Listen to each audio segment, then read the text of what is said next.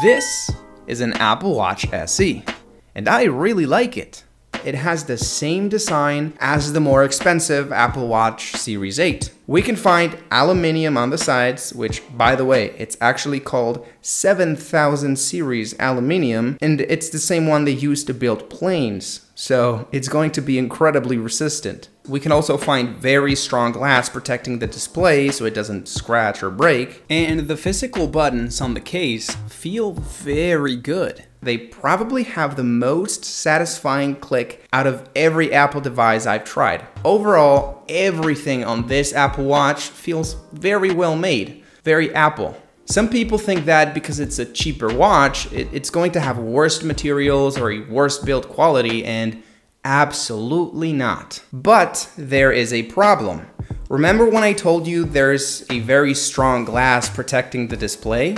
Well, that is technically true, but it is not the strongest glass Apple makes. See, as we saw earlier, the design and the materials are the same on the Watch SE as on the more expensive Watch Series 8, which means they both have the same glass protecting the display. But the Series 8, apart from the aluminium finish, has an even more expensive variant with stainless steel sides and sapphire glass. Sapphire glass is, it's awesome. It's almost unbreakable.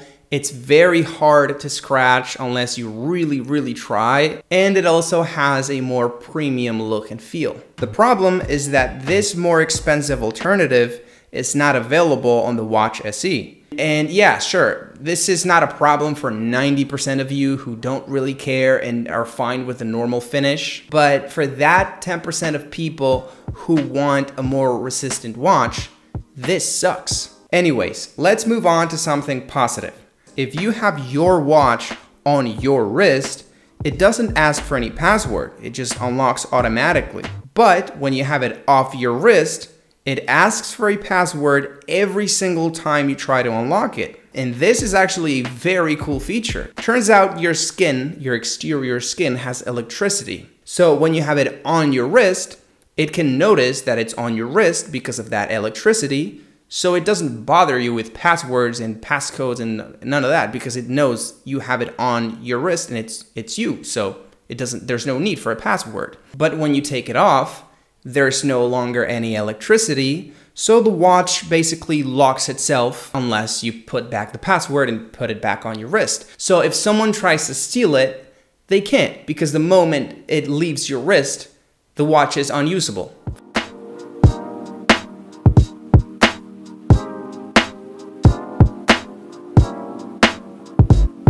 Power and performance are also top shelf. We have the S5 processor with 2 cores, we have Bluetooth 5, we have GPS, we have optional 4G LTE, and we have 32 gigabytes of onboard storage. I have to give you the technical numbers, but don't worry, I'm gonna put it to the test so you can see what that means in real life. When navigating the system, which is the most basic task possible, the device behaves surprisingly well. It doesn't stutter, it doesn't make me wait for things to happen. Everything is just very fast and responsive. Actually, for navigating the system, for navigating the watch, I would say it's as smooth and as fast as a normal 60 Hz iPhone. Next, I want to load up the most common apps, the ones you're probably going to use the most. Like your activity, which loaded up instantaneously and runs like butter. Or the weather app, which also loaded up instantaneously and also runs like butter. Those two apps and navigating the system are what 90% of you are going to be doing most of the time with the watch.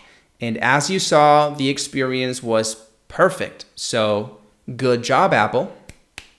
Okay, now I want to push it a little bit harder. I'm gonna load up Maps. As you can see, there's a loading screen first. It doesn't load up instantaneously, although it barely takes up an extra second. And then on the app itself, things run 85% as good as they did on the apps we tested before. I don't know if you can see it on camera, but things sometimes take like an extra millisecond to load. Still awesome, perfect performance, almost unnoticeable, but let's just give them a slightly lower pace applause. If you want to play games like with the Maps app, they're going to take a split second to load, but once you're playing, things run very smooth, both in simple games in black and white imitating Pong, and in more demanding games with color and a little bit more complexity. You're barely ever going to play video games on your watch, but it's nice to know that you can, and you're going to have a good experience. So, good job, Apple, and this time we're going to give them the good applause. Moving on to the accessories, the watch always comes with an Apple band included in the box, which you can always take off in like 10 seconds and replace with any other band, even if it's not made by Apple. This is very cool because they could have easily made the watch and the band connected together, so you have to take it to the Apple store and pay 99 bucks for them to replace it and change it for another one of their bands because they can't do a third party because they don't trust it. It's cool that they made it free for, everybody to be able to make bands, made it so you can, with your bare hands, just take it off in like 5-10 seconds. It's very cool. Thank you, Apple. The default band, at least in my case, is great.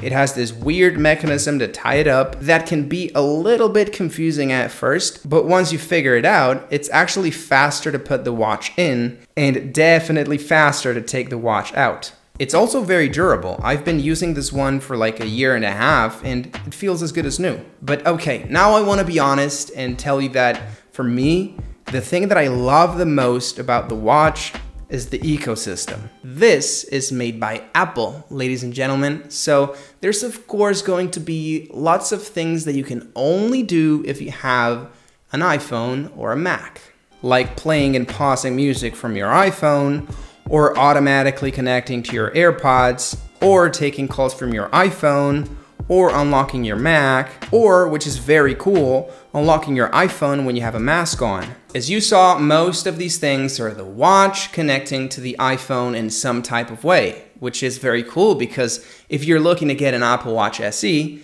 you probably already have an iPhone, so you're going to be able to use these ecosystem tricks and things.